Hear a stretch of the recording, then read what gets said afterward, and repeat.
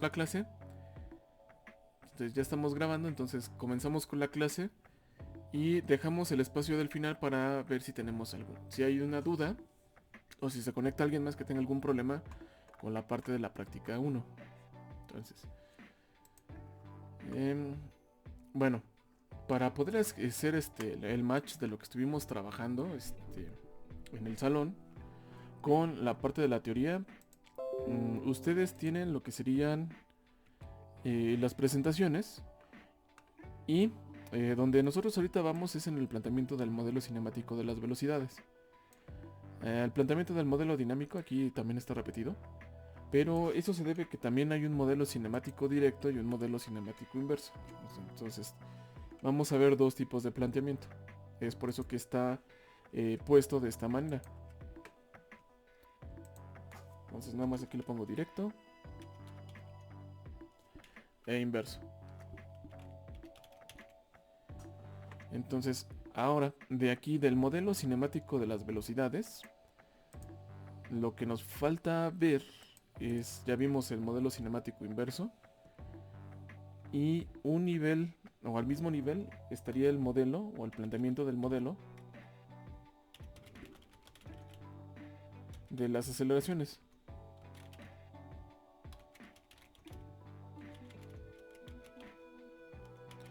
Y también, de la misma manera que en el modelo cinemático de las velocidades, hay un modelo directo y un modelo inverso. Entonces, eso lo vamos a trabajar. Lo voy a dejar indicado. De hecho, lo que ya estuve trabajando, ya aprovechando que hoy pues puedo utilizar lo que sería presentar lo que sería la programación en MATLAB para ver la parte simbólica. Esencialmente el modelo de las aceleraciones, porque si lo daba en clase como ahorita tenemos la limitante del cañón, pues nada más lo iba a platicar. Ahorita ya con esta sesión que lo podemos hacer ahorita de manera remota, ya les puedo mostrar las ecuaciones y por qué no es tan utilizado. Y varias razones por qué no es así como que lo más común de utilizar.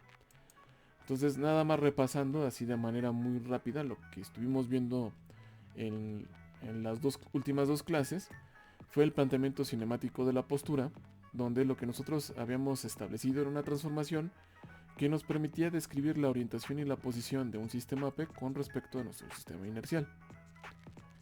Para eso lo que hacíamos era definir transformaciones entre los sistemas de referencia y concatenarlas, es decir, relacionarlas al multiplicarlas entre sí. Entonces el punto más importante pues es que estas multiplicaciones pues tienen que llevarse de manera consecutiva y la transformación que nos debe dar como resultado pues debe de contener la descripción en términos de proyecciones del sistema P, en este caso que nos está representando el sistema inercial, sobre el sistema de lo que sería el actuador final, perdón, sobre el sistema del sistema inercial. Entonces aquí nos describe la orientación, aquí tenemos la descripción de la posición y nuestros parámetros. En este caso pues, tenemos un vector nulo porque no queremos modificar la perspectiva y nuestro factor de escala, que no lo estamos modificando porque no queremos alterar la magnitud de los vectores ni de las proyecciones que estamos utilizando. Ahora, de aquí, si se acuerdan, habíamos definido un conjunto que era el conjunto de las variables de configuración y el conjunto que conformaban o podían ser arregladas en el vector de postura, que aquí lo tengo escrito de manera transpuesta. Y esto lo que nos permitía es sacar información de este modelo para describir el estado del sistema P. Después de ahí, lo que hicimos fue plantear esta relación que nos indica que nosotros le estamos programando, estamos mandando al robot que haga una trayectoria. Es decir, lo estamos forzando a que eh, las variables de postura del robot adquieran determinados valores para que alcancen el valor de x, de y y de orientación de θp que nosotros le vamos a mandar como información al robot. Entonces, esta parte la vamos a ver un poquito más adelante que corresponde a la planeación. Y de aquí, de esta relación, nosotros planteamos esta relación entre lo que serían las variables del espacio de configuración y lo que sería en las relaciones que hay entre las configuraciones del robot conforme al arreglo de la estructura mecánica de nuestra cadena cinemática, que era este vector de pose. nada más que está en función de las variables que contienen AQ. Entonces, ahí no hay ningún problema. Y a partir de aquí empezamos a establecer el modelo cinemático de las velocidades al derivar por ambos extremos, aplicarle el operador con respecto al tiempo. Eso significa que cuando lo aplicamos aquí, lo que vamos a hacer es que vamos a derivar parcialmente con respecto a cada término, sumamos y obtenemos el vector de velocidades dentro del espacio de trabajo. Y aquí del otro lado lo que teníamos que hacer era derivar parcialmente con respecto a cada una de las variables de configuración. Y lo que hicimos fue que esta relación o este conjunto de derivadas lo podíamos expresar en una distribución que estaba conformada por una matriz y un vector que nos contenían las derivadas implícitas. Y justamente esta matriz corresponde a la matriz jacobiana del sistema y al vector de velocidades generalizadas que nos describen las velocidades en cada una de las juntas. Entonces, hasta aquí no hay ningún problema, me imagino. O no sé, ¿alguna duda que tengan ahorita?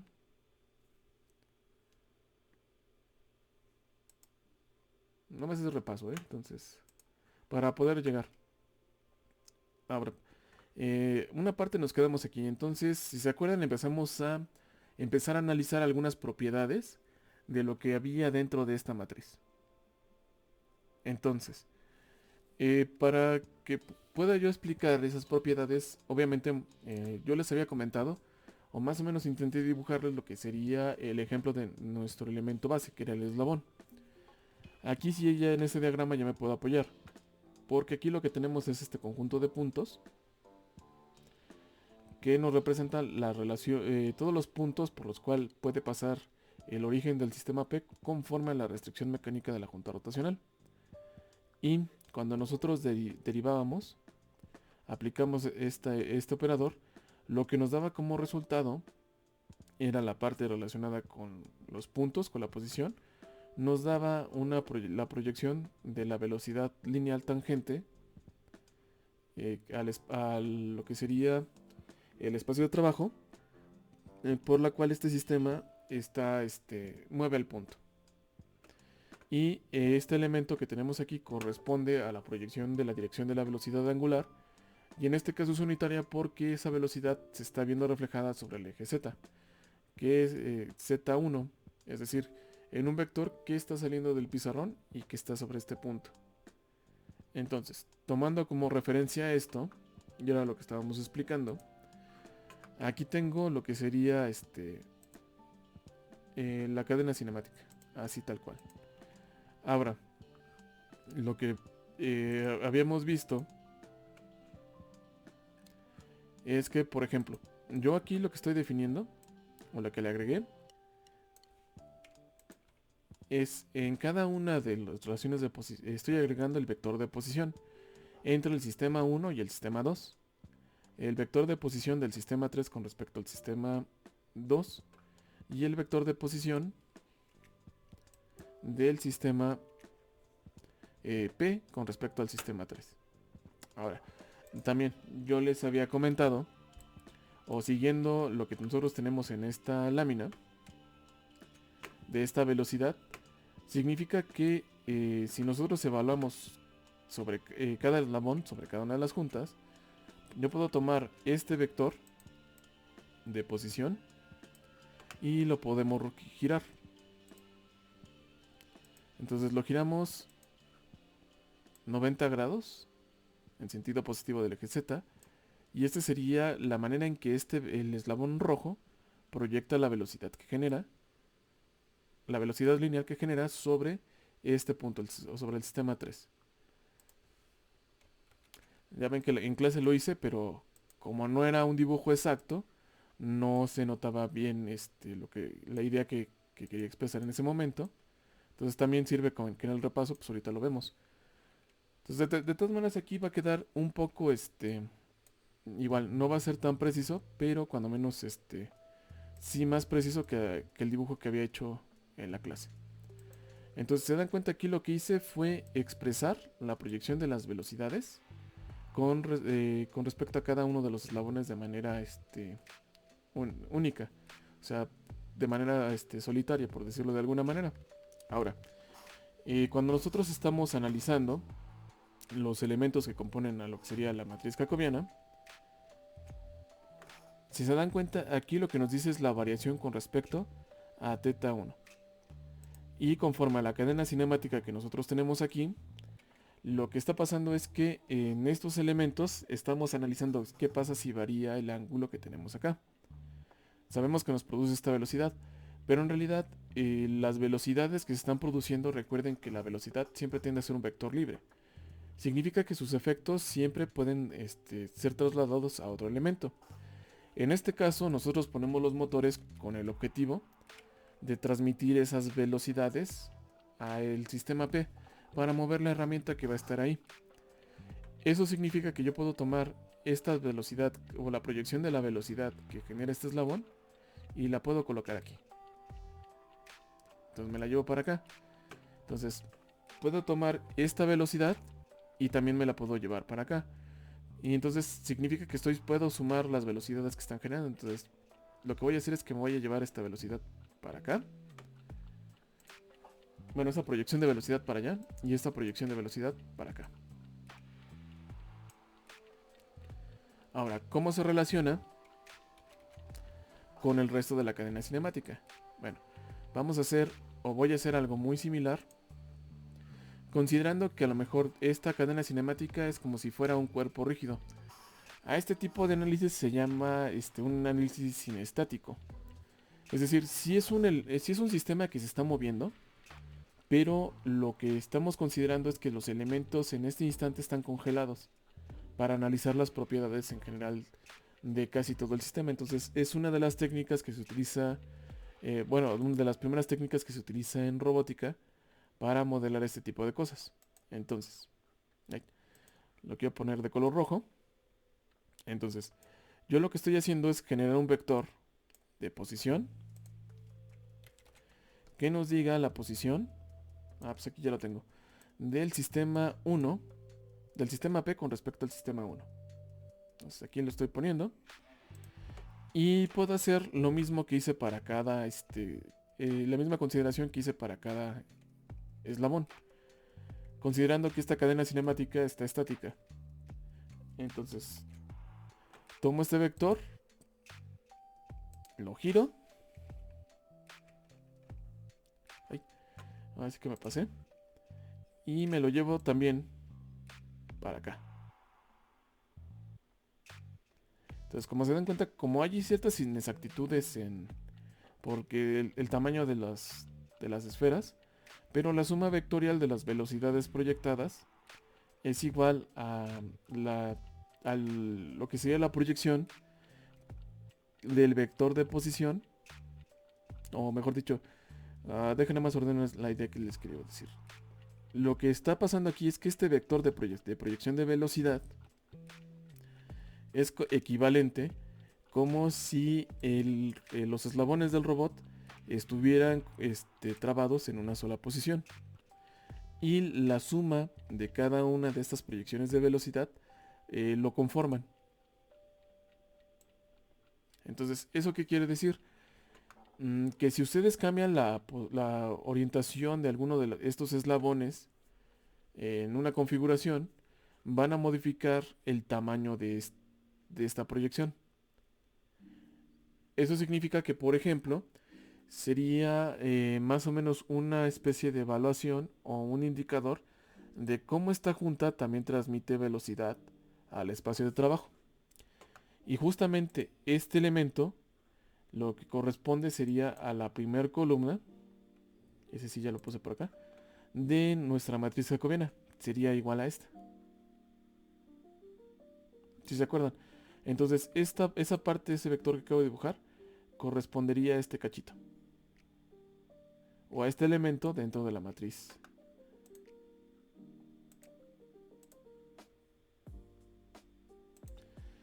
Sí, porque, bueno, siento que la vez pasada como que fue por las cuestiones de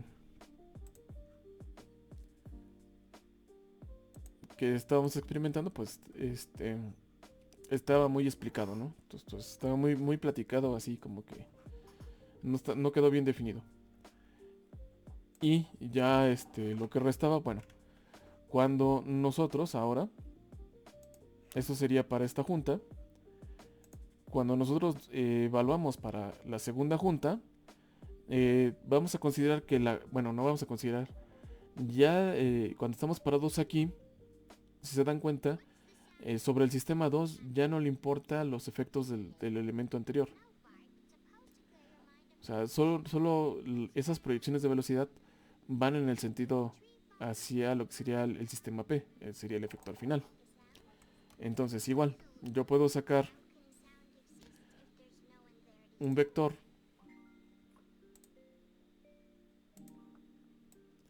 o las proyecciones sobre cada uno de los sistemas de referencia. Que me robo, o mejor dicho, tomo. Eso de robar está mal. Entonces, nada más dejen tomo este. Entonces, tomo. No, pues aquí ya tenía uno. Lo vamos a poner igual. Como es verde, vamos a asociarlo con el verde. Pero un verde que sí haga vaya a ser contraste, que haga mucho contraste con el resto de los colores. Tendría que ser un verde muy oscuro. Entonces, muy brillante. Entonces vamos a ponerlo así. Entonces sería este verde.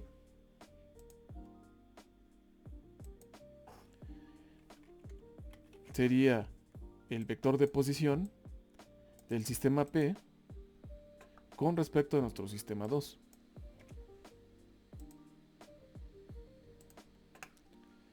Entonces ahorita ya tengo esta parte.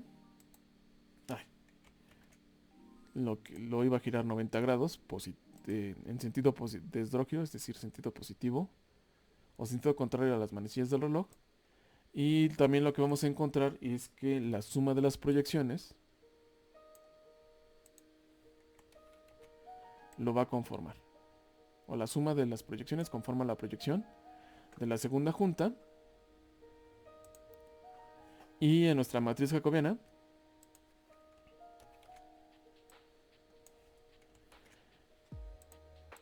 sería este elemento.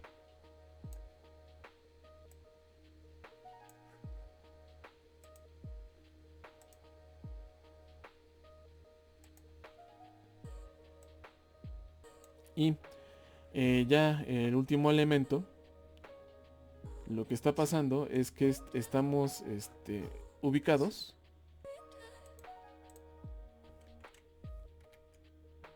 sobre el sistema 3, sobre la junta. Entonces ya nada más nos queda el vector de posición de aquí para acá. Y la única manera en que se proyecta la velocidad es este elemento. Entonces aquí se puede ver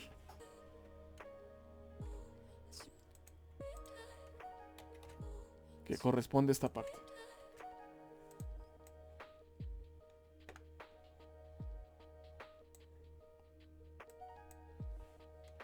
Así para que quede un poquito más finamente explicado. Y nada más le cambio el color. Ese es azul, entonces vamos a ponerle un azul. Así. Y ahora sí, era el concepto que quería mostrarles. Entonces también algo que estuvimos viendo es que las columnas corresponden a una determinada entrada, al comportamiento de una junta, y también iban a estar asociados con una determinada salida. Entonces quiere decir que lo que va a pasar, o cuando evaluemos este elemento, va a haber posiciones donde algunos elementos se van a volver unas columnas 0 o unos renglones 0. Ahora, el objetivo sería cómo vamos a identificar esos elementos y qué significaría ya en términos reales que eso pasara. Ahora, ¿cómo determinaríamos eso? Pues por eso es que tienen la tarea de investigar los invariantes de una matriz. Entonces, no sé si ya que han investigado, platíquenme si a qué invariantes ahorita ya encontraron. O de qué se acuerdan que era un invariante y de cuáles se acuerdan.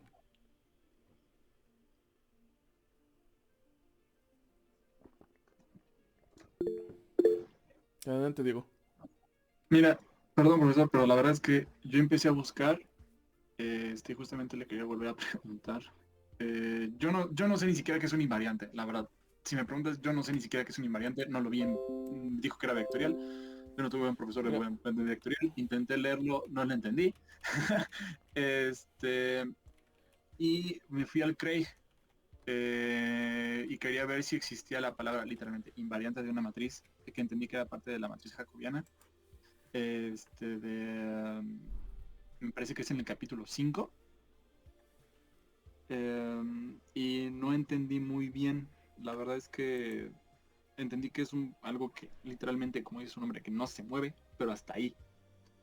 Entonces, yo quería saber en qué parte del Craig viene, porque intenté buscar bueno, eh, un esa invariante misma. no es una construcción de robótica. En realidad es una construcción de álgebra lineal.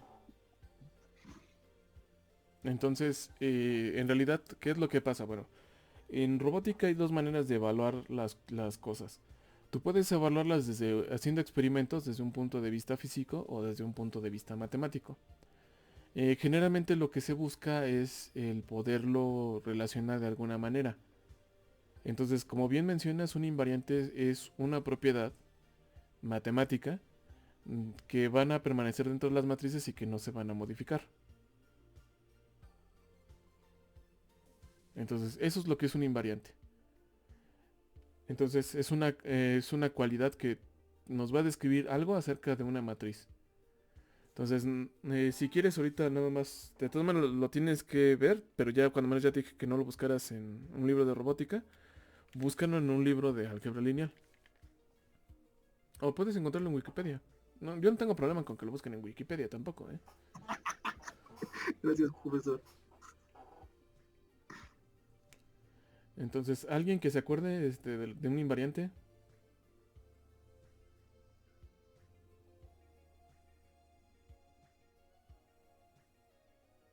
¿O qué les pedían en sus exámenes de álgebra lineal para como ejercicios? ¿Qué tenían que hacer? Bueno, yo creo que recuerdo que el invariante era importante porque, bueno, en el caso del determinante es un Ajá, invariante porque no sí. importa los movimientos de columna o renglón que lleves a cabo, el valor del determinante va a ser el mismo. Ok, entonces ahí estamos, ¿no? Un determinante es un invariante. Entonces, ya ven que también estuvimos en clase y les preguntaba y me dieron una definición de cajón. Es importante tener las definiciones, pero es más importante conocer la raíz. Entonces, a lo mejor, yo lo sé, a lo mejor ustedes no son tan clavados como uno, pero sí es importante que cuando menos vean eso. ¿Alguien más que se acuerde de algún otro invariante? Aparte del determinante.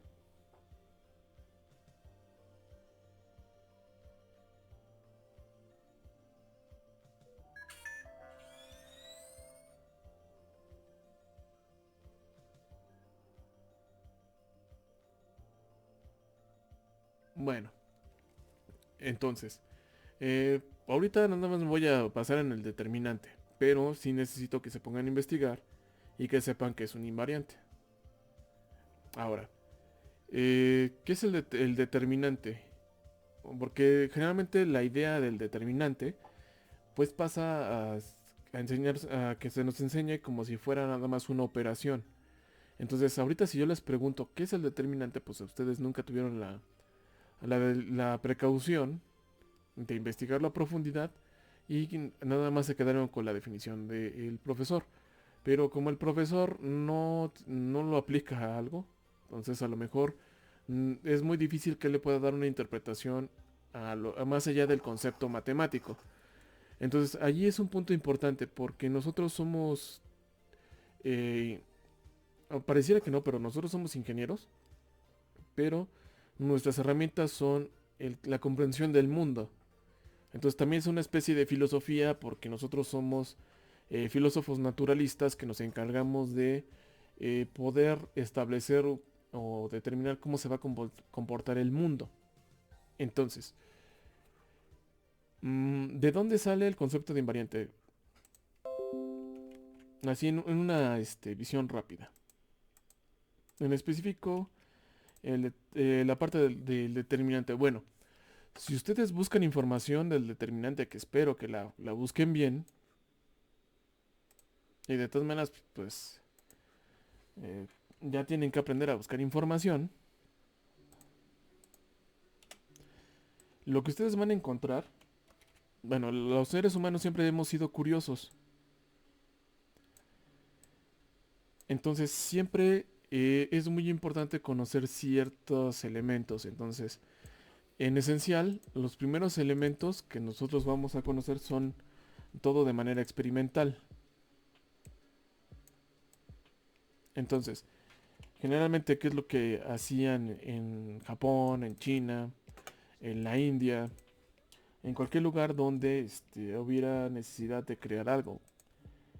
Empezaban a analizar fenómenos de la naturaleza.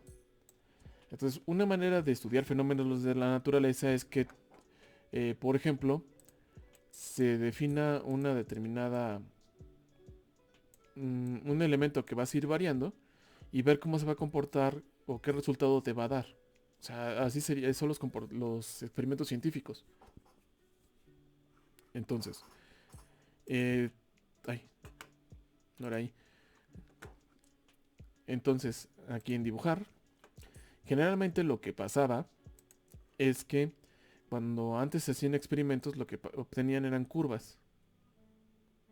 Entonces, esta curva era con un determinado comportamiento, a lo mejor de X.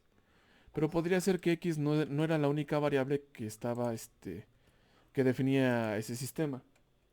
Podríamos tener otra variable relacionada, una x1, y se lo íbamos a aplicar a la misma función. Y entonces lo que iba a pasar es que nosotros podríamos obtener otro tipo de comportamiento. Y así más o menos obtenemos mediciones. Ahora, siempre lo que nosotros vamos a desear es que siempre vamos a establecer o vamos a buscar la manera de describir estos comportamientos. Porque eso es nuestro trabajo, ¿no? Como ingenieros, tú quieres saber cuánta corriente le tienes que dar a un motor para que el motor vaya a una determinada velocidad. Quieres saber cuánta masa le tienes que poner a un elemento para que soporte determinados esfuerzos. O la geometría, entonces todo puede ser expresado en términos de funciones, pero si no conoces esas funciones, pues las tienes que determinar. Entonces, a partir de aquí, de esta captura de datos, lo que generalmente hacían antes es que buscaban el determinar funciones matemáticas que describieran aproximadamente estos comportamientos.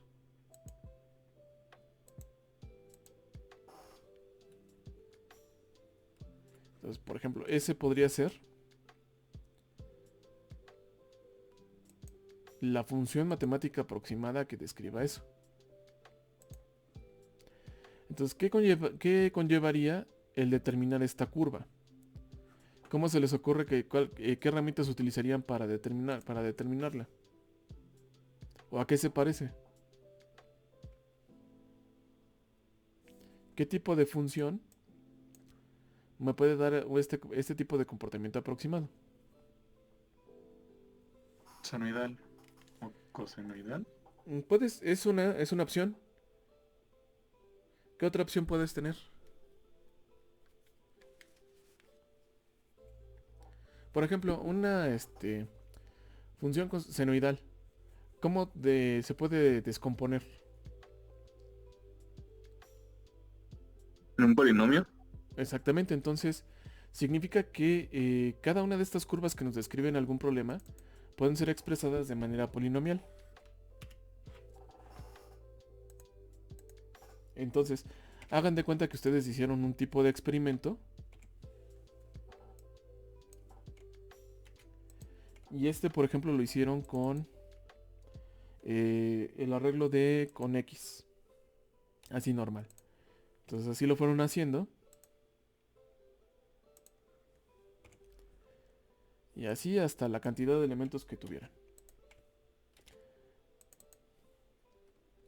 Entonces, ya para determinar el comportamiento polinomial de, por ejemplo, de esta curva, lo que nosotros tendríamos que conocer serían, ay, ¿cómo se llaman estos? Los coeficientes del polinomio. Ah, chivos, se me están activando los de voz, creo que yo no les hablé. Entonces, de aquí. Entonces tenemos este polinomio, pero para las siguientes curvas podríamos tener otro tipo de polinomios. Eso significa que para poder determinar este comportamiento bajo estas entradas, vamos a determinar estos coeficientes. Entonces, cuando ustedes tienen una expresión polinomial, que eso también es un polinomio, o tienen lo que sería un sistema de ecuaciones, cuando tienen más de una variable, los coeficientes pueden ser agrupados de esta manera. Entonces, lo que encontraron principalmente, si ustedes se encuentran, lo que se dieron cuenta es que para resolver sistemas de ecuaciones, los valores de los coeficientes de las ecuaciones indicaban si la solución tenía una solución o no. Entonces, el primero en formalizarlo fue Leibniz.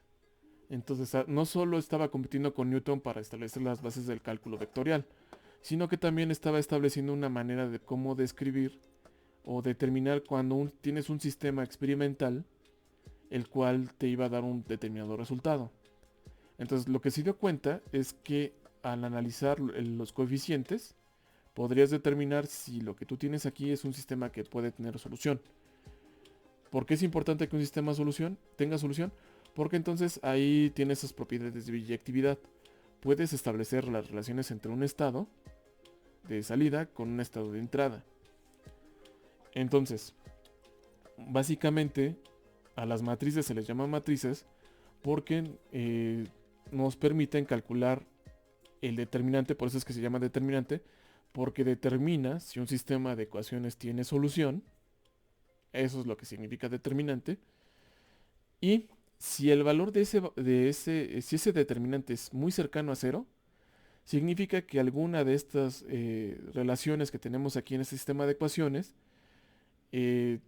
están pegadas o son muy cercanas, es decir, son linealmente independientes. Si el determinante es con un valor muy diferente a cero, significa que entonces las relaciones que hay entre los sistemas son muy independientes. Eso es lo que significa un determinante. Entonces, eso le da la importancia de que una matriz pueda ser invertible. Significa que tú puedes, en este caso, por ejemplo, nosotros no conocemos el valor de X o de Y, que sería el estado que queremos encontrar para obtener esta respuesta. Entonces, cuando ustedes calculan una matriz de control, en realidad lo que están describiendo, como es nuestro caso de nuestro jacobiano, estamos determinando el valor de nuestros coeficientes para poder determinar un determinado estado de nuestras variables para poder establecer un estado de salida. Es lo que significan estos elementos. Nada más que aquí nuestros coeficientes son funciones no lineales y que van a depender de la postura del robot.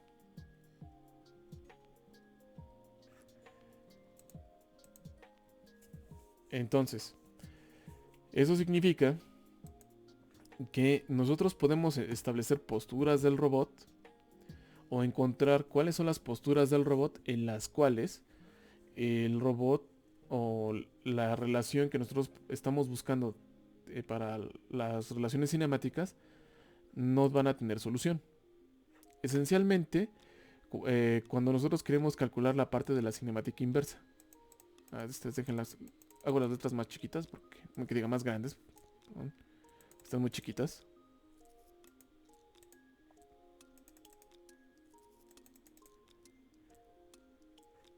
Entonces,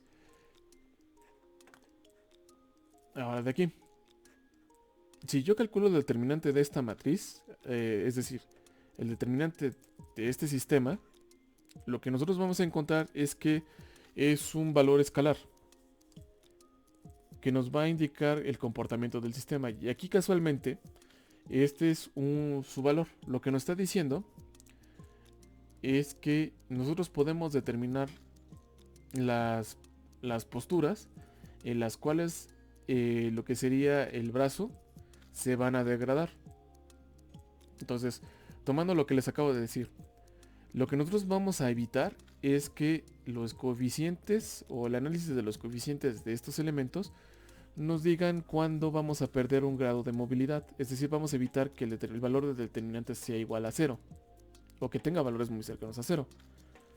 Entonces aquí el valor del determinante es igual al producto de la longitud L1 y L2 por el seno de θ 2. Entonces, analizando, bueno, aquí nada más falta colocarle el 1, que esté completo. Entonces, de aquí, de analizar esta función, que pueden determinar cuál sería una configuración donde el robot pierde su movilidad. ¿Cuándo sería cuando este determinante vale 0?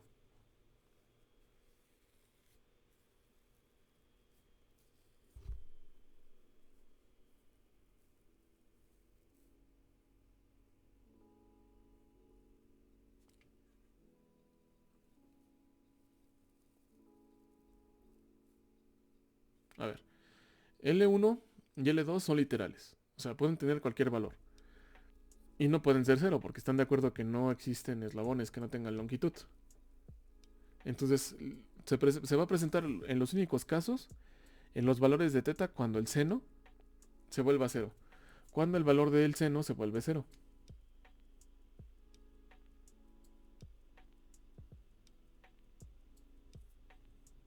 Ah, cuando teta es 0 o múltiplo de pi. Ujú. Entonces, ¿eso qué significa? Bueno. Ay, como tengo la otra pantalla, estoy pensando que esa es la presentación, pero no. Entonces, por ejemplo, cuando es 0, lo que está pasando entonces es que el eslabón rojo y el eslabón verde están totalmente alineados. Es como cuando ustedes estiran totalmente su brazo. Entonces, eso significa que cuando nosotros tenemos nuestro brazo totalmente estirado, en realidad lo que está pasando es que no podemos generar, bueno, no es que no podamos generar mucho movimiento, sino significa que entonces ahí nuestros dos eslabones se están comportando como uno solo, entonces estamos perdiendo una movilidad. Y eso significa que la influencia que puede tener la cadena cinemática es menor. Ahora, no significa que físicamente este elemento deje de existir o se esté trabando, sino simplemente significa que con nuestro planteamiento no podemos controlar o vamos a tener muchos problemas cuando lleguemos a esta posición. El otro es como bien dices, el otro caso se presenta cuando esta parte es un múltiplo de pi.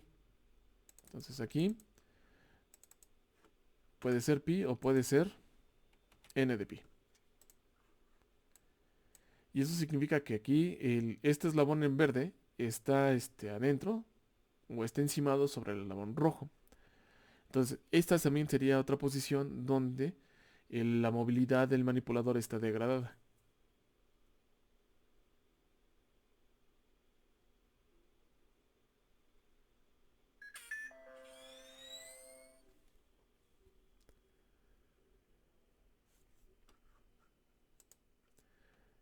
Y esto sería desde el punto de vista cinemático. Entonces, si ustedes ahorita que están a lo mejor sentados o están en algún lugar, pueden intentar, estiren su brazo, tomen algo y se van a dar cuenta que únicamente van a poderlo mover en un espacio muy pequeño.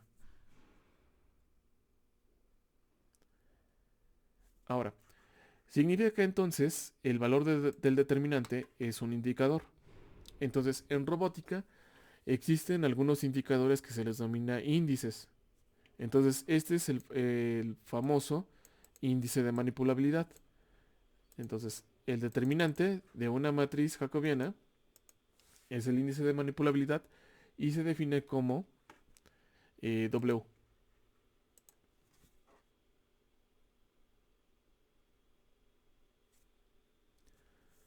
Entonces, es algo que ya a lo mejor yo sé que es nuevo para ustedes. No sé si tengan alguna duda, pregunta.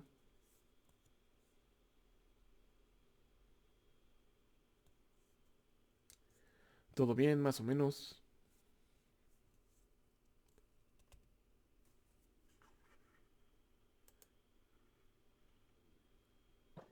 Pues hasta el momento todo bien. Ok. Entonces ahora. Pero esto, como está, es una mera descripción matemática. Entonces, es aquí donde viene una cuestión importante. También es necesario en una parte que las cosas tengan un determinado significado. Entonces,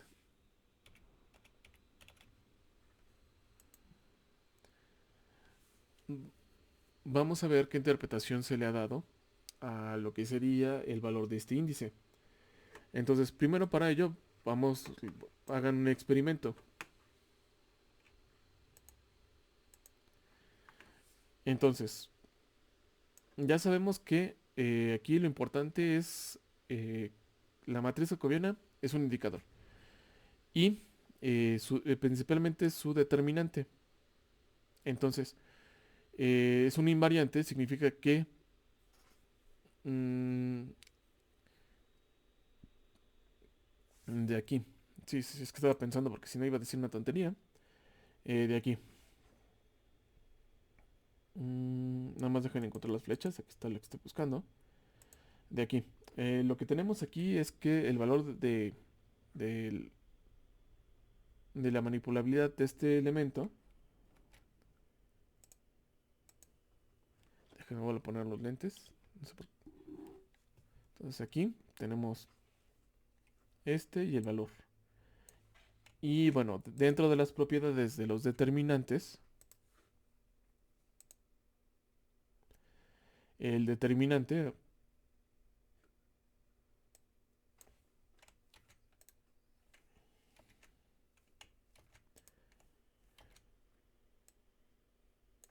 del inverso de la matriz jacobiana.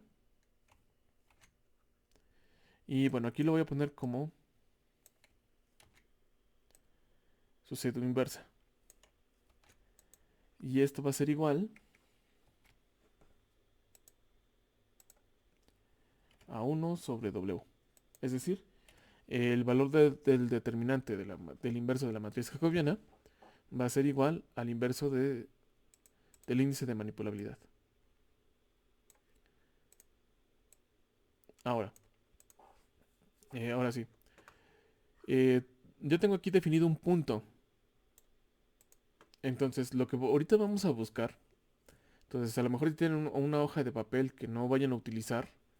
O algo que puedan rayar. Y un lápiz. Entonces, sobre él dibujen un punto. Y ahora lo que ustedes deben de hacer es intentar moverse alrededor de este punto, intentando mantener una velocidad constante. Entonces, inténtenlo y vamos a ver qué tipo de espacio es el que nos va a dar como resultado.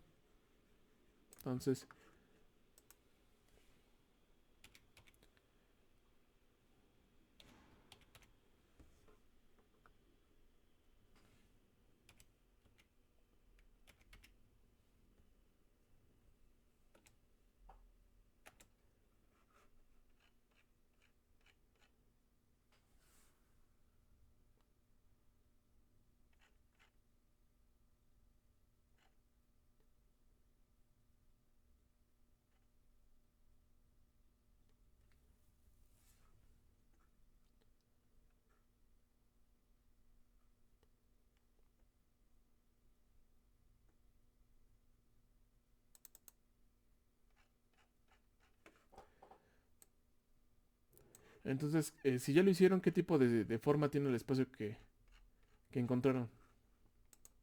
¿A qué se parece?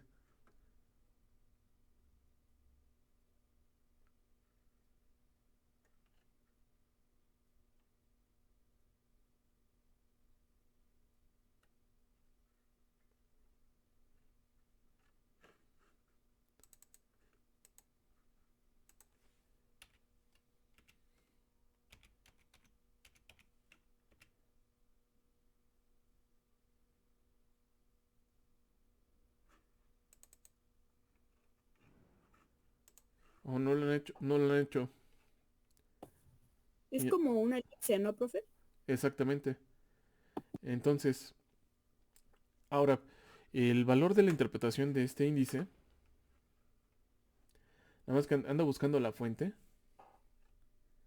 Y la fuente es un artículo bastante viejo, o sea, lo que propuso este cuate, este señor Yoshikawa. Si no lo encuentro, pues ya voy a tomar cualquier otro artículo.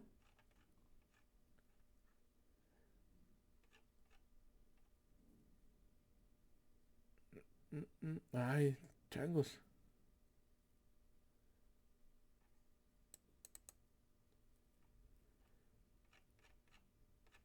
A ver, nada más dejen busco un autor.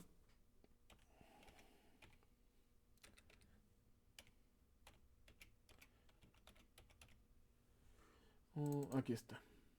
Bueno, aquí hay un ejemplo. Entonces, como bien dices, se forma algo como una elipse.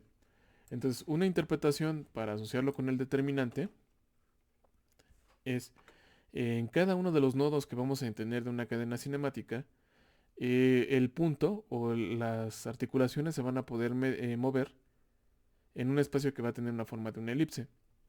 Entonces, esa elipse también va a depender de las dimensiones o de la configuración del robot. Entonces, aquí lo que están haciendo en este artículo es que están analizando las posturas de los robots y están determinando en cada una de sus articulaciones cuál sería su rango de movimiento de acuerdo a ese índice. ¿Cuál es el objetivo? Bueno, me parece que es en este. Se dan cuenta, lo hacen para múltiples cadenas y el objetivo que ellos están buscando es establecer cuáles son las configuraciones en las que las elipses se pueden transmitir velocidad y de alguna manera también que vamos a ver con el modelo dinámico, también esas elipses vamos a encontrar que van a existir elipses que son que están giradas 90 grados, como serían estas de color verde, y esas corresponderían a la manera que el punto puede transmitir fuerzas a su alrededor. Entonces, aquí lo que tenemos es una representación de las velocidades que se puede mover este punto y aquí una representación de las fuerzas que puede transmitir. Entonces, se dan cuenta, la transmisión de fuerzas y la transmisión de velocidades son diferentes dependiendo de la configuración.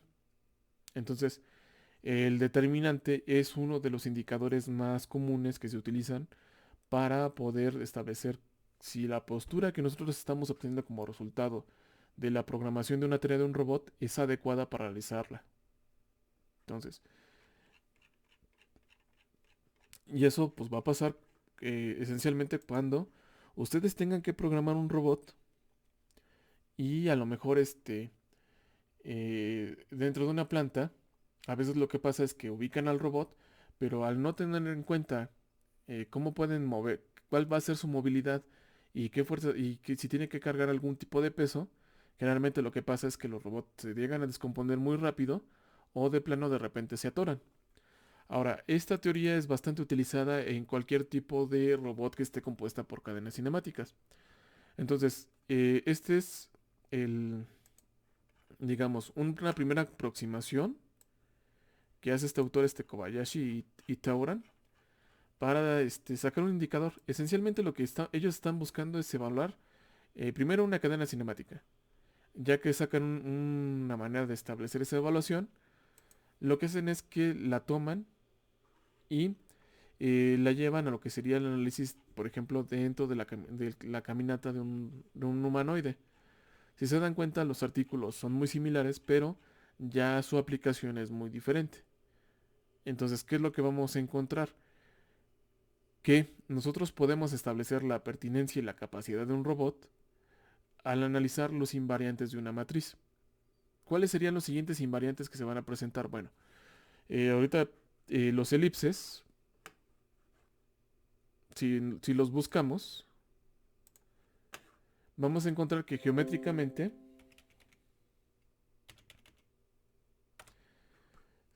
se componen de diferentes partes.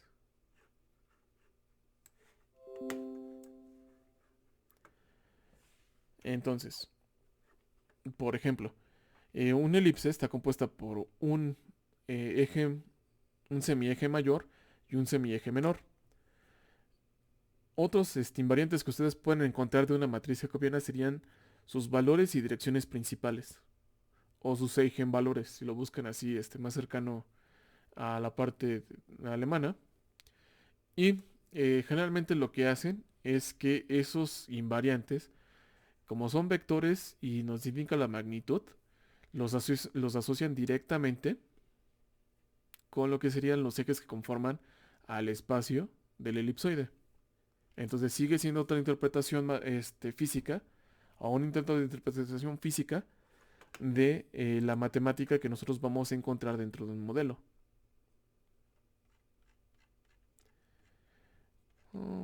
Ya cuando uno se vuelve tan viejo ya puede entender estas cosas. Eso lo podemos ver después. Entonces, si se dan cuenta, cuando ustedes ya encuentren cualquier otro artículo, ya van a empezar a encontrar cosas ya conocidas, como unas maneras de escribir lo que sería la matriz jacobiana. Aquí lo que tenemos es el vector de pares, ese todavía no lo vemos, lo vamos a ver la siguiente semana. Y vemos ya diferentes comportamientos. Pero si se dan cuenta ya con lo que tienen, o con este ejemplo, ya tienen una perspectiva más que les permite cuando menos, tal vez no entender a la perfección los artículos, pero sí entender de qué les están hablando y qué tipo de herramientas matemáticas están utilizando. Entonces, el artículo que le estaba buscando pues, es un artículo, de hecho, es más o menos como de este tipo. Entonces, nada más que es como del 82, 83. Entonces, ahí es un poquito la justificación de por qué se escriben los vectores con diferente tipografía, porque antes también todo esto se escribía en máquina de escribir. A ustedes ya no les tocó, pero significa que entonces tendrías que tener una máquina de escribir mecánica que tuviera la capacidad de escribir elementos matemáticos como los dos puntos o la notación vectorial o los traspuestos. Entonces, una máquina de escribir convencional en esos tiempos no era muy barata y mucho menos va a ser menos común y menos accesible una máquina de escribir que tuviera símbolos matemáticos. Entonces, es por eso que tomaban ciertos tipografías para empezar a describir las matemáticas dentro de los textos. Entonces, no es que yo sea un amante del oldies, pero sí lo que permite ese tipo de tipografía es entender cuando estamos hablando de vectores y cuando estamos hablando de variables. Es bastante útil. Entonces, aquí, por ejemplo, están haciendo manipulación dual. Están intentando evaluar cómo dos brazos pueden tomar un objeto, pero esto lo que está pasando es que cuando estos robots asumen una determinada posición, uno restringe al otro. Entonces, lo que está pasando es que, como estamos viendo en, en estos artículos, pues si, por ejemplo, este objeto lo mueven hacia la derecha, lo que va a pasar es que entonces este robot se va a tener que estirar, va a estirar más su articulación del codo y este la va a contraer. Significa que este se va a limitar más su movimiento a comparación de este. Entonces aquí el robot está actuando más o menos como un robot paralelo. Entonces eso, mm, pues nada más se los puedo adelantar. Y aquí lo que están haciendo es que están evaluando cómo esa relación o esa restricción que se está haciendo de manera, eh, ay, se me fue la palabra, porque no es virtual. Es una restricción esa restricción artificial que se está generando va a alterar la manera en que se van a mover los robots. Entonces, es por eso que les dejé esa tarea, para que ustedes puedan ver qué elementos ustedes pueden utilizar de la matemática para describir las características de los robots. Y con ello ustedes pueden comprender si cuando ustedes programen una posición de un robot, este puede realizar la tarea o no. Entonces, estos ejemplos me los guardo para el lunes, cuando hablemos de valores. Entonces, esto me lo guardo. Entonces, no sé si tengan alguna duda, pregunta.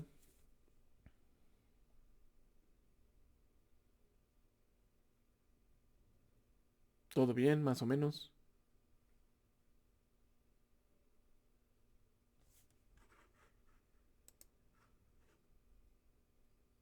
Ah, no, yo sé que es viernes y que ya están cansados.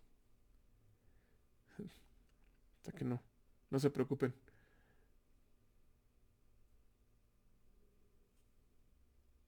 Bueno, entonces ahorita son las 6:02.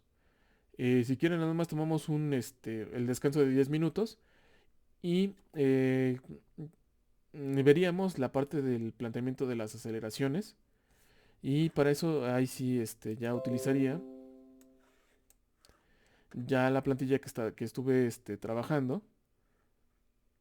Ah, sería esta.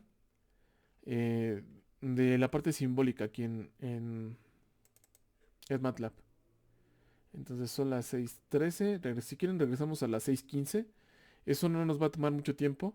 Y ya si es necesario, ahora sí ya podemos ver con los que ya se han ido incorporando dudas acerca o si siguen teniendo problemas con lo que sería su práctica 1. Entonces, tomamos el descanso de 10 minutos. Bueno, entonces vamos a continuar. Aquí lo que tengo pues es con lo que iba a apoyarme para dar las clases. Entonces este documento todavía no se les he subido. Pero era para que más o menos ustedes pudieran irse apoyando. Porque ya vieron que generalmente hay que hacer muchas operaciones. Entonces, eh, una manera se puede trabajar justamente es ya sea que las desarrollen, pero obviamente pues a este nivel pues, no es una clase de álgebra lineal, entonces no es necesario realizarlo a mano. Y ya contamos con software que nos puede ayudar a realizar lo que serían los estudios o los análisis de la parte del modelado de manera simbólica. Entonces ya no es tan problemático como en otros tiempos, ¿no? En otros tiempos pues sí era necesario pues desarrollar todo. Entonces aquí lo que ustedes van a encontrar es que ya están definidas las funciones. O sea, en el caso que estamos estudiando, están definidas las funciones que vamos a utilizar. Y aquí está cada uno de los pasos. Está el planteamiento del modelo de la postura. Está de manera simplificada de tal manera que nos muestre o nos simplifique las relaciones que puede encontrar. Generalmente hasta este punto, las relaciones que les va a encontrar la mayoría de esos programas cuando lo apliquen para establecer el modelo de un robot, las simplificaciones van a ir desde el punto de vista trigonométrico. Entonces aquí esto ya les da un resultado ya trigonométricamente ya eh, pues ya simplificado.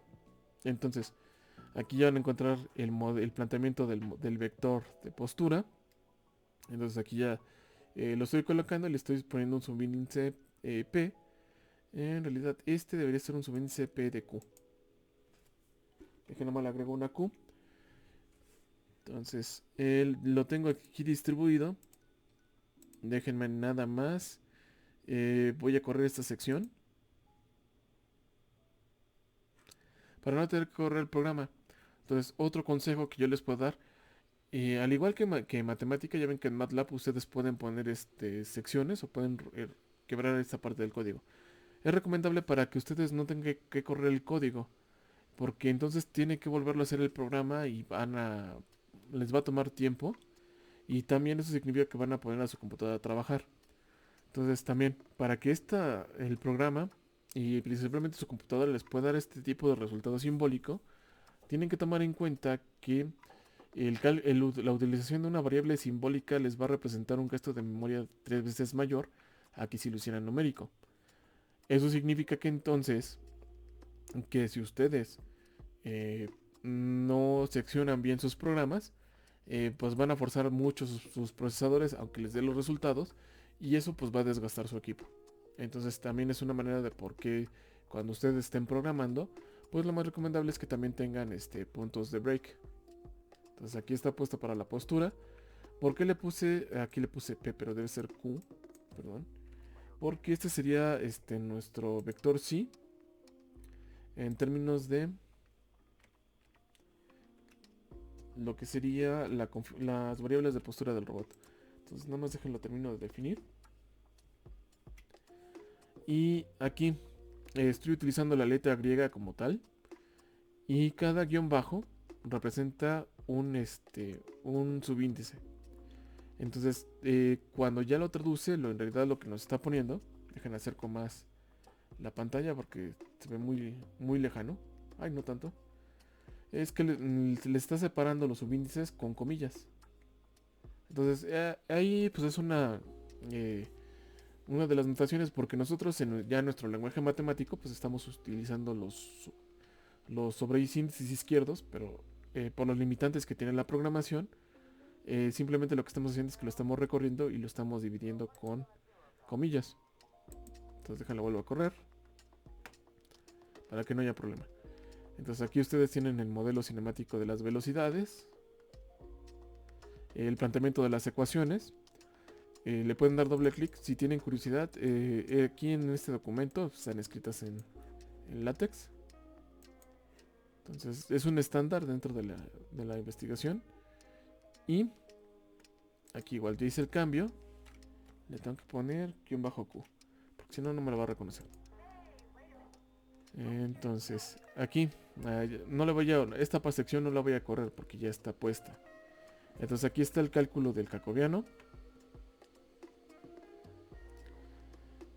Y lo que nosotros estábamos viendo dentro de los modelos, la parte que nos interesaba es el modelo cinemático directo y el modelo cinemático inverso. Entonces, el modelo cinemático directo ustedes ya lo tienen aquí. Sería esta parte. Entonces, aquí estamos calculando la matriz jacobiana. Y para eso yo estoy utilizando la función Jacobian. Entonces estoy mandando a llamar el vector Xi. De hecho aquí ya, si se dan cuenta, no lo pone.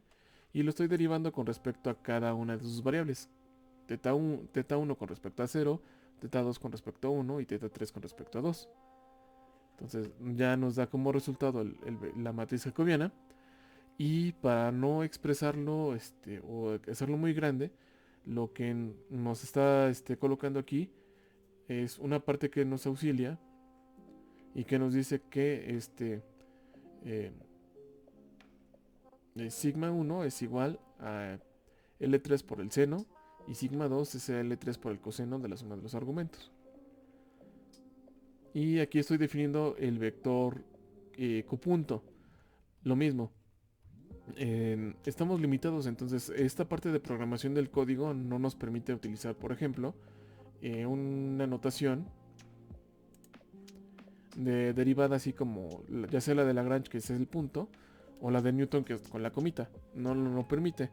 Entonces, para hacer una diferenciación también en el código, por ejemplo, que es Q de velocidad, le estoy agregando QV.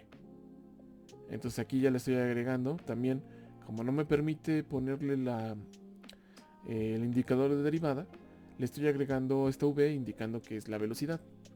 Y si lo hago con la aceleración, pues nada más le agrego una. Entonces, esa sería como que la notación que vamos a trabajar cuando nosotros modelemos y utilizamos la parte simbólica. Entonces, es una bendición. Ahorita van a ver por qué. Entonces, de aquí ya viene el cálculo del modelo cinemático inverso, que viene despejado. Ahora, aquí lo estoy planteando de manera general con la matriz inversa. Entonces, también algo que tienen que investigar dentro de su trabajo es la investigación del teorema de Penson-Rose, que es el cálculo de la matriz inversa. Pero ahorita, como nuestro caso en específico es una matriz jacobiana que es cuadrada, pues simplemente estoy calculando la inversa. Y para que también me simplifique las relaciones trigonométricas, lo que estoy haciendo es que le estoy pidiendo al programa que me lo simplifique. Entonces aquí ya ustedes ya tendrían su matriz jacobiana inversa. completita. Y bueno, este vector de velocidad pues es el mismo que tienen acá.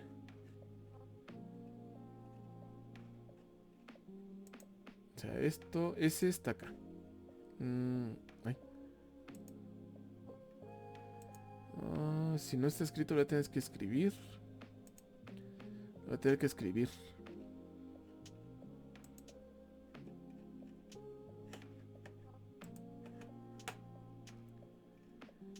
Entonces, de aquí voy a copiar este.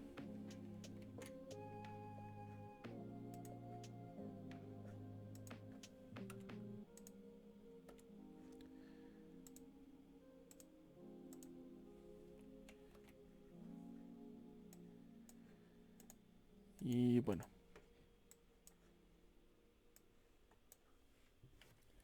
Pues aquí es igual. Y aquí es... mandamos función. Ya me di cuenta que es el teclado el que mete ese ruido.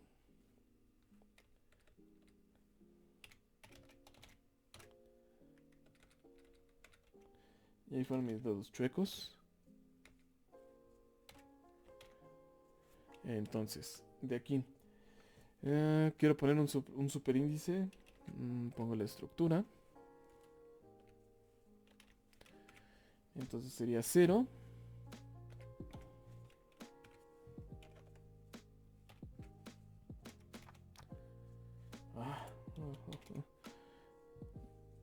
Y X guión bajo P. Vamos a cambiarnos de sección.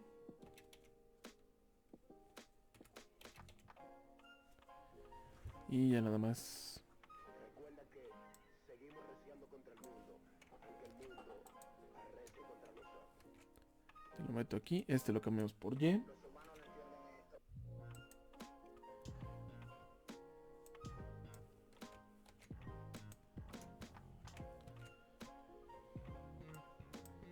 R. Y ya nada más me falta colocar teta.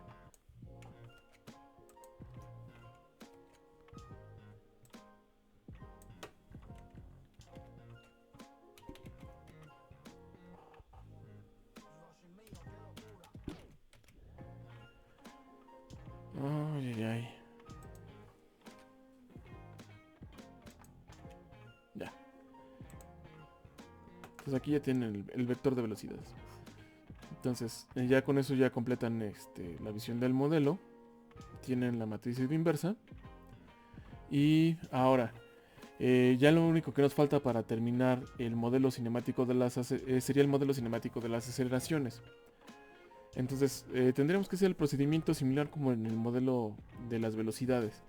Derivar el vector de velocidad del lado derecho con respecto a aplicándole este operador con respecto al tiempo, esta derivada con respecto al tiempo.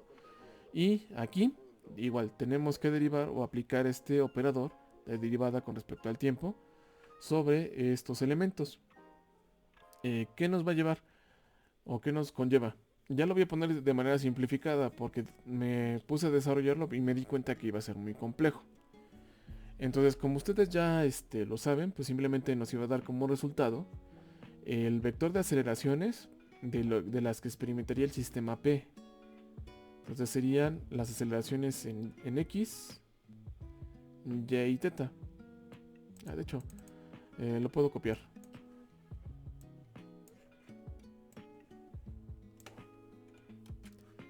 Para colocarlo, porque eso sí me parece que no lo puse. Sí, igual no lo puse aquí. Entonces, nada más lo dejé indicado. En el caso que tenemos acá,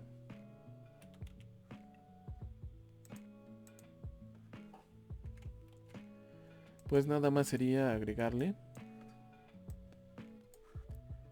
a cada elemento un punto.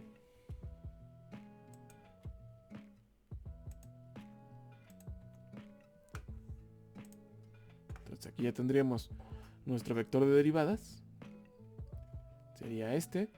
Y si se dan cuenta, como tenemos dos elementos, aquí tenemos la matriz jacobiana en términos de Q y el vector de velocidades, significa que tendríamos una derivada compuesta, donde en este caso el primer elemento sería el vector de aceleraciones Q2 puntos, sería este elemento, y aquí ya lo tengo así escrito de manera general.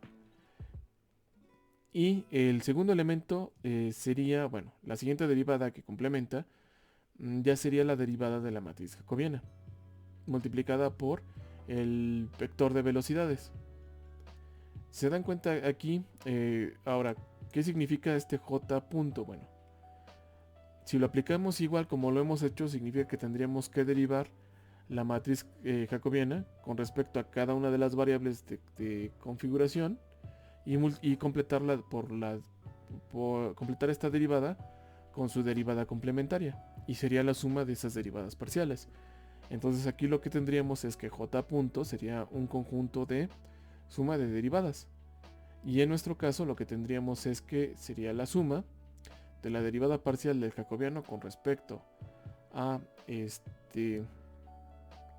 teta 1 con respecto a 0 y multiplicado por la velocidad, aquí igual con respecto a teta 2 con respecto a 1 y de teta 3 con respecto a 2, multiplicadas por sus derivadas complementarias. Ahora, de aquí, si se dan cuenta, aquí implícitamente lo que tenemos es que cada uno de estos elementos tenemos elementos de velocidad, y al final lo estamos multiplicando por un vector de velocidades. Ahora, esa que interpretación ya le podemos dar conforme a lo que nosotros conocemos. Si se acuerdan, cuando nosotros calculamos el modelo de aceleraciones para este eslabón, lo que encontramos es que las aceleraciones se dividían en dos. Una aceleración que era tangencial y una aceleración que apuntaba hacia el hacia el eje de giro. Y esa aceleración que apunta hacia el eje de giro estaba compuesta por el cuadrado de la velocidad angular. Si nos vamos a nuestro modelo, lo que vamos a encontrar es que esta parte es similar a la aceleración que tenemos desde el punto de vista de la parte tangente, y lo que tenemos aquí en esta aceleración complementaria es una aceleración que sería que va hacia el centro. Entonces esta aceleración es una aceleración tangente, y a esta se le conoce, ustedes ya a lo mejor ya la conocen, a lo mejor no la han visto expresada de esta manera entre una matriz y un vector, pero se conoce como las aceleraciones de Coriolis, que son efectos de una aceleración que se produce porque las aceleraciones, las velocidades, perdón, se van encimando las unas con las otras. De manera natural, si ustedes las intentan experimentar en la naturaleza, en realidad esas aceleraciones no existen como tales, sino que son una consecuencia matemática de que nosotros estamos modelando el robot desde un sistema de referencia inercial que está fuera del robot. Entonces, como nosotros estamos parados aquí, lo que estamos viendo es viendo de manera relativa cómo se mueven estos ejes, pero a su vez estos ejes se ven como esos ejes a sí mismos se aprecian de manera relativa entre ellos, y es lo que nos está diciendo este término de la ecuación. Entonces, nada más para mostrárselos, aquí lo que estoy calculando es esta matriz JT punto. Por eso es que cuando me preguntaron cómo se calculaba el modelo de la aceleración, yo nada más les comentaba, ¿no? No es algo que se utilice mucho en lo que sería la robótica, principalmente ahorita por lo que les estoy platicando, porque las ecuaciones que aquí ya nos salen, o sea, vean cuántos elementos de simplificación tienen. Voy a hacer un poquito, voy a alejar un poquito la pantalla y vean el tamaño de la matriz. Entonces es un elemento o es una matriz cuyos elementos son muy grandes. Entonces se vuelve impráctico manejarlos. Entonces, esa es una de las razones de por qué no se utiliza tanto el modelo de las aceleraciones en la robótica. Solamente se utiliza como una retroalimentación numérica después de una simulación. ¿Cuál es la otra cuestión por la cual no es tan conveniente tomar este modelo? Bueno, lo siguiente, si ustedes van a plantear un controlador, significa que deben de poder medir o cuantificar la señal o la variable que ustedes van a modificar mediante una señal. Entonces, ¿cómo miden la posición de un motor que utilizan?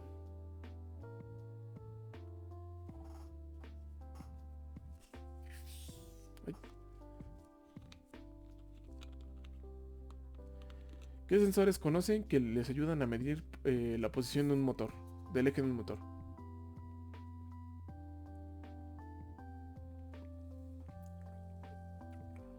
Bueno, todavía no conocen ninguna. Sí, adelante.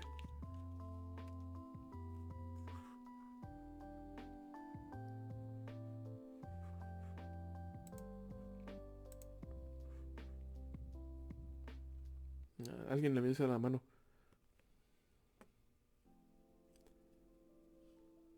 No, no, no. Bueno.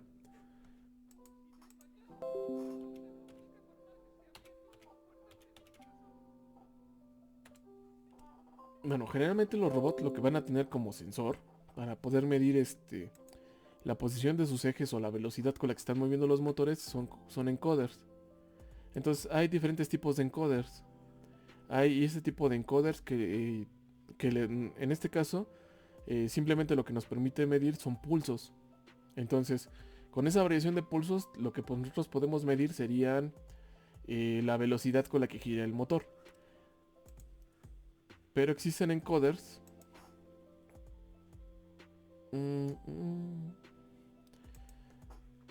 Si se acuerdan, hay encoders absolutos y encoders relativos. Entonces, un encoder absoluto, en este caso, como es óptico, tiene este tipo de arreglo. Y este arreglo como es diferente, lo que permite es establecer cuando menos ya una posición en qué ángulo se encuentra la flecha.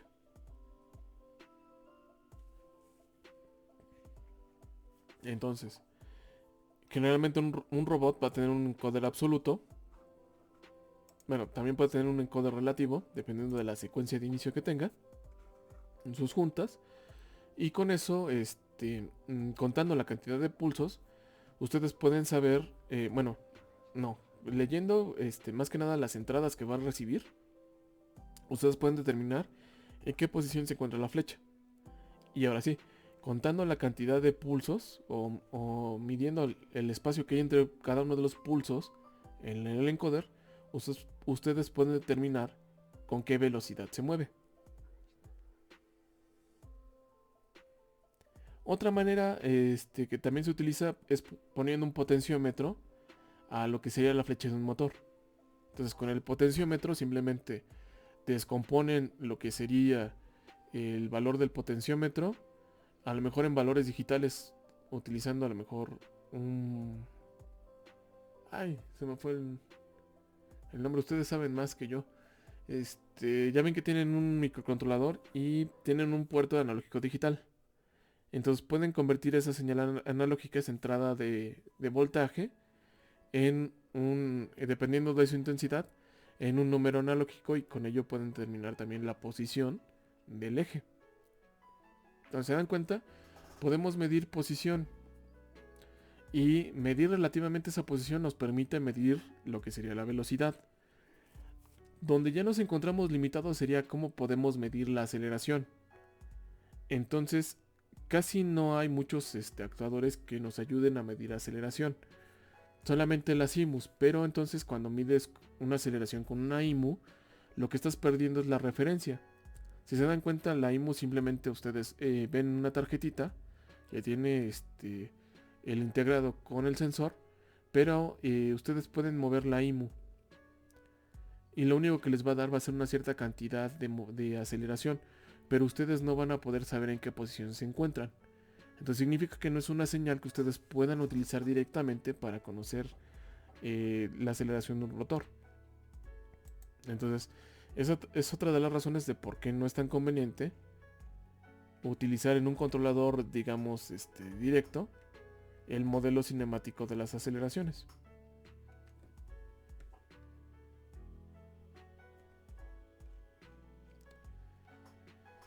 Y con esto pues terminaríamos de tener toda la descripción de la cinemática de una cadena cinemática asociada a un robot.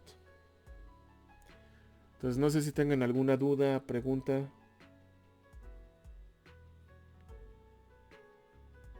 Dudas.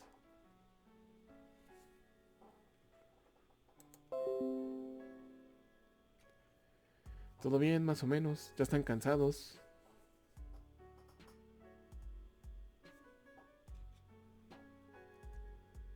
Bueno, si no hay dudas o preguntas ya con respecto a esta parte, no sé si ahora podemos ver si todavía tienen problemas con su simulación o si ya los pudieron resolver. Ya al inicio de clase ya hay quien me dijo que ya lo pudo resolver, pero no sé los demás que se fueron incorporando. Por ejemplo, Diego, ¿ya pudiste resolver el problema que tenías con la instalación? No, de hecho estoy a punto de irme, pero le mandé un correo con la imagen que me daba. Intenté instalarlo desde la... ay, ¿cómo se llama la página en blanco? De Prompt Line. Bueno, donde pones los comandos. Ajá, Intenté instalar... de Windows Command. Ajá. De la cosa blanca que está en MATLAB. Y al parecer me dice que sí lo extrae, que sí lo mete, que sí lo instala, lo meto en el servidor, todo tranquilo, y cuando quiero intentar exportar el XML, me dice que tengo que instalarlo, y cierro y abro y también. Pero lo estás haciendo en el servidor. No, lo hice desde la línea de comandos de desde No, MATLAB. a ver, pero ¿lo estás haciendo en tu computadora o lo estás haciendo en el servidor? En mi computadora. Ah, ok. Entonces, Y pues no si le estás poniendo SM import. Sí, así justamente. Entonces, después de que me decía que no detectaba realmente el XML porque le faltaba instalar el multibody, instalé desde desde el gestor de paquetes de MATLAB. Sí, desde acá. Ajá, después de que lo intenté y lo instalé, me dice que si instalar el 2021B, aunque tengo el 2021A. Bueno, lo y que lo pasa es que intento perdón, ahí ya te creó un conflicto. Ujú. Sí, eso es muy común. Les pasa a la mayoría que no hace la instalación completa. Entonces, no necesariamente que lo instales aquí significa que se va a instalar bien. Entonces, lo más recomendable para que puedas resolver el problema es que no lo instales desde aquí, instálalo desde el gestor de MATLAB, es decir, vete a la parte de comandos, aquí en aplicaciones y programas. Lo que vas a encontrar, buscas MATLAB y ahí buscas modificar la instalación, instálalo desde acá. Ok. Sí, Lo voy a porque intentar regresando y le mando un correo también para ver si lo puedo intentar. no, pues Más bien para ver si lo resolví. te tiene que salir, Yo sé que me tiene que salir porque si no, no puedo trabajar. pero no pero bueno, es por eso es que no te salió, porque lo instalaste desde acá. Entonces tengan cuidado, Sí. no porque tengan aquí el gestor, no significa que vaya a funcionar bien. Tiene varios detalles, entonces ese es uno, y no eres la primera persona la primera persona que le pasa eso. Muchas Entonces, gracias, profesor. sí, ya encontramos el detalle, entonces instálalo así. ¿Alguien más que tenga algún problema o algo?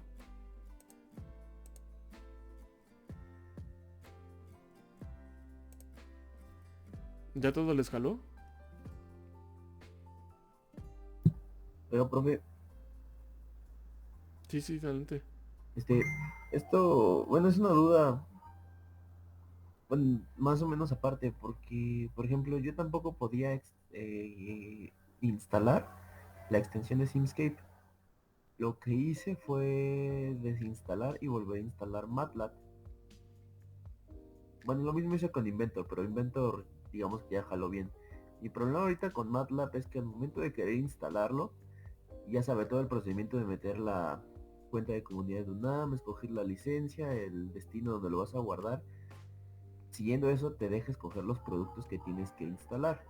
Sí. Ah, ¿qué pasa si me lanza el mensaje de que esos productos ya están instalados, siendo que ya borré todos los productos de mi disco duro?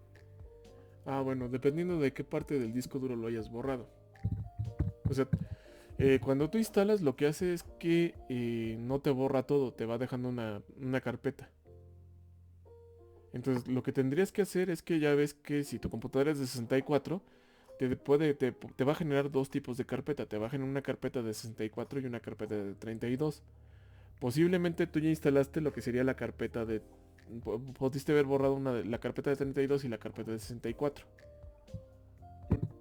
Y eso lo hacen porque si lo vuelves a instalar, ya no le vaya a tomar tanto tiempo al programa el hacer el acomodo de los archivos. Entonces, si tú vuelves a instalar y te está marcando ese error, busca los archivos que te están sobreviviendo y es una limpieza de los registros de tu computadora con un limpiador de registro Sí, sí, y ya vuelve a instalar. ok, ok. Sí, es medio latoso, o sea, cuando uno todavía no le agarra la onda luego a las instalaciones, aunque tengas licencia, es una lata, ¿eh? Entonces, velo checando y ya, si se sigue la falla, pues ya lo podemos ver. Sí, está bien, profe. Sí, pero generalmente está pasando eso. Sí, porque por ejemplo, si tú instalaras a lo mejor otra versión, o sea, por ejemplo, yo tengo la 2021, aquí la ve, y ahorita ya está la 2022A, me parece. Entonces, tampoco es recomendable que anden cambiando a la versión más actual, ya ven que se los había comentado en el pasillo. Quédense con una versión un tiempo. Y también, si por ejemplo yo llego a cambiar a la 2021, a la 2022A, lo que va a pasar es que no me va a quitar los archivos de la 2021B. Va a crearme una carpeta nueva donde me va a instalar los archivos nuevos de la 2021A, pero me va a dejar elementos de este programa como soporte. Entonces ahí también es otra de las cuestiones. Tengan cuidado con ciertas instalaciones porque generalmente se van a ir comiendo su disco duro. Y como son archivos que a veces uno no puede ir borrar directamente, o sea, hay que estarlos buscando, es cuando los discos duros se empiezan a saturar y las computadoras se empiezan a volver lentas. Entonces, vayan checando eso. O sea, ¿por qué se vuelve tan problemático? Porque la base de MATLAB es programación en Java. Entonces es un poquito también como Python. Python no es tan bonito ya desde el punto de vista cuando quieres hacer cosas de verdad, porque lo que va haciendo es que tú utilizas una función simplificada, pero para que sea simplificada lo que tiene que hacer es que tiene que jalar las directivas de algún lugar. Entonces, en las simulaciones, a lo mejor a alguno ya le pasó, si genera o bajó un archivo de simulación, generalmente lo que hace es que va a generar una ruta de instalación. Por ejemplo, la ruta de instalación de este programa que yo tengo aquí es esta. Si yo la modifico o intento correr este programa y me cambio de carpeta, el programa me va a marcar un error. Porque justamente lo que está haciendo es que está mandando directivas o está creando caminos para ubicar una cierta aplicación dentro de una carpeta y dentro de un programa. Sí, no es bonito, por eso lo que pasa es que te permite hacer estas cosas sí es bastante bueno. Pero ya en términos óptimos, pues sí tiene sus demoles. Nada más porque yo no me he puesto a estudiar más, pero en realidad a lo mejor si fuéramos un poco más exquisitos y estuviéramos un poco mejor, en el lugar de MATLAB utilizaríamos a lo mejor Jupyter Books de Python. Y ahí sí no habría problemas. Porque a lo mejor ahí ya podremos utilizar o crear una base con Anaconda. Pero pues ahí ya estamos hablando de que a lo mejor ya tendrían que aprender un poquito más de programación.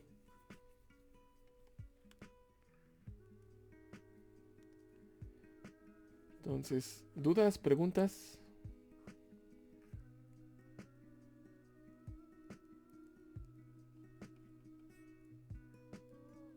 Bueno, si ya no tienen preguntas, pues ya los dejo descansar, que tomen su descanso del viernes, los que puedan. Si los que ya tienen clase, pues vayan a su clase. Voy a detener la grabación